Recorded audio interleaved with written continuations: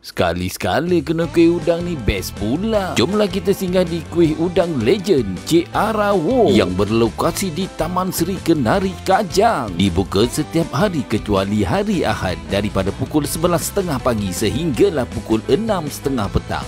Era 90-an siapa yang tak kenal dengan Cik Ara Wo ni? Terkenal dengan kuih udang. Kalau di sekitar Sungai Ramal Luar dan sekitar dengannya, insya-Allah semua orang kenal dengan kuih udang legend Cik Ara Wo ni. Bukan saja menjual kuih udang, tetapi air minuman pun ada juga. Panas-panas macam ni kena air Belgium coklat, sedap juga kan? Jomlah kita tengok cara pembuatan kuih udang ini. Digoreng satu persatu. Ini di antara sinarai harganya.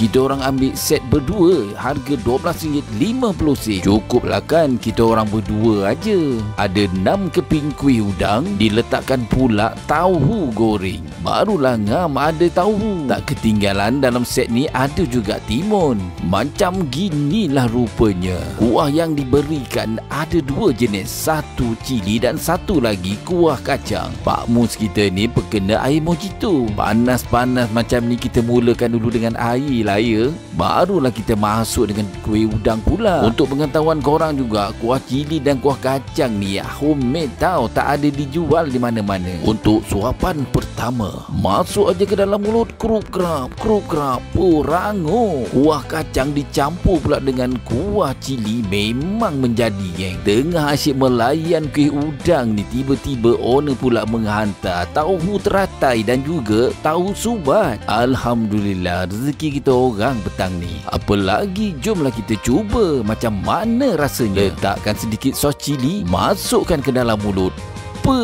Memang mantap. Penuh mulut jugalah. Sekarang ni aku nak kena tauhu teratai. Wah, boleh tahan sedap jugalah geng. Isi dekat dalamnya pun padat. Boleh repeat lagi ni. Landmarknya senang aja geng. Berhadapan dengan restoran Cita Rasa Aziza yang berdekatan. Apa tunggu lagi geng? Boleh terus.